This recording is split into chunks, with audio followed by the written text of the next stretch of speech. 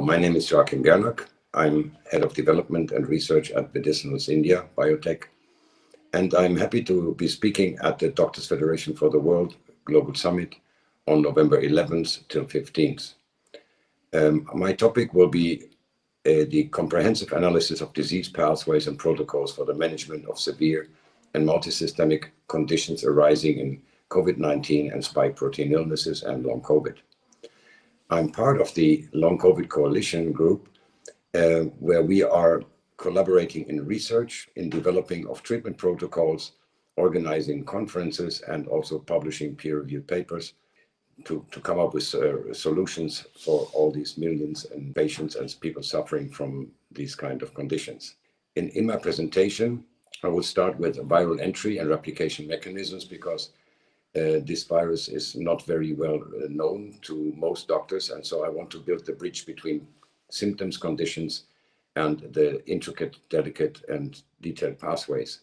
So here you see a flowchart that we developed where you see the 6 phases of COVID conditions, starting on the upper left with the viral phase, hypersensitivity, hyperinflammation, hypercoagulation, and then leading on the right side to organ damages, epigenetic dysregulation, cancers, metabolic disorders, autoimmune, and other conditions. You would see already some of the pictures that I will show and slides that I will have in the presentation showing the direct infection of many different organ systems.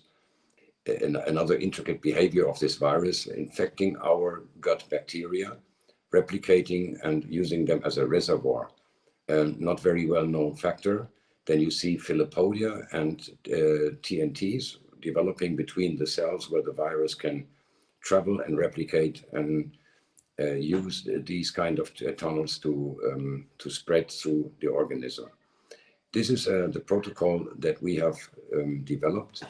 It's not everything on here, but most of the, let's say, the common denominators that we could find in natural molecules, our own product, Medicinals, plus a very long list of other dietary supplements, given that they have the right bioavailability, can help in all these conditions that you see on the left.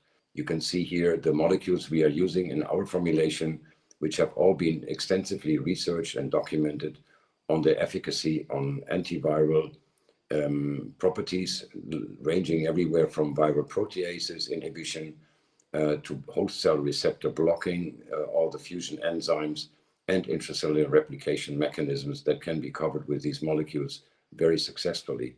I will talk now about immunodeficiency and immunosuppression that occurs in COVID conditions and spike protein illness. That means that our own immune cells are being infected, as you can see on these slides, and are being impaired in their function. Documentation on that that is currently under peer review, paper that has been written by our group on the immunosuppression and the conundrum that you have immunodeficiency and autoimmune disease occurring at the same time. Out of this immunodeficiency, we can now observe one of the biggest problems that we can see for this next winter is that the patients are not only getting reinfected with COVID or SARS-CoV-2 or Omicron, but that you see the strong rise of flu, RSV, and respiratory viruses.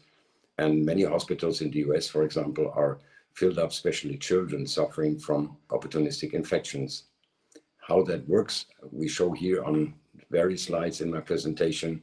There are even now synergistics between RSV and influenza A viruses. We think that it is due to the immunodeficiency in the population through repeated Omicron infection and exposure to spike protein. Here you see what we have been working on over the past 2 years, not only in preventing COVID and infections, but also on other opportunistic infections ranging from bacteria all the way to borreliosis, candida, fungi, retroviruses, herpes, Epstein-Barr, cytomegalovirus, and other pathogens that can come in the slipstream of COVID. We are also investigating other supplements and treatment options. We are concentrating in our group mainly on nutraceuticals and dietary supplements. The next result of immunodeficiency and a secondary mechanism in COVID is the development of cancer, which we highlight here in several slides. And it will be part of our presentation to show how it comes about that we have documented so many cancer cases at the moment. So this is clearly a link between immunodeficiency that the immune system cannot control the cancer, and you have carcinogenic mechanisms leading to cancer being caused by the spike protein or by COVID conditions. Again, we are using phenolic compounds and natural molecules in stopping a disease progression and as a prophylactic measure more than anything. Currently, there is another group from the UTS Sydney working with our formulation, investigating the potency against cancer development and the possibility to stop cancer progression with these natural molecules. Another big field that we can observe today is thrombosis, microclotting, and strokes have been reported multiple times from all angles all over the world. And we go and take a very deep dive in how do these thrombi form and what is the fiber formation caused by. We have also another paper in peer review on that, where we are shining a light on the amyloid beta formation that plays together with neutrophil elastase and spike protein. And this can also lead to neuro-COVID, where we can see that the same mechanisms are at play there. And we have just published a paper on underlying causes and treatment modalities for neurological deficits in COVID-19 and non-COVID. And this is a peer-reviewed publication where we are going into deeper details of one of the main mechanisms of thrombi formation. As you can see here, the amyloid formation is not only causative for the development of thrombi and microclotting, it's also causative in neurodegenerative disease. So we can see here the same microscopic pictures of coronaviruses in the CSF leading to this fiber formation. And these fibers are not easy to disaggregate.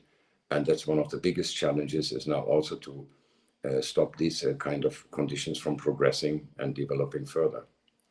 As you can see here, the SARS-CoV-2 directly infects our brain cells in manifold manners and leads to organ damages. The next section of organ damages we will shine a light on are going to be cardiovascular and myocardial damages, which again can lead to cardiac arrest or heart attacks and also fuel into the thrombosis development. Another topic, of course, is the hyperinflammation and hypersensitivity reactions resulting in COVID-19 and spike protein conditions. Also here we show a lot of results of different treatment protocols and how they can tackle this kind of problems.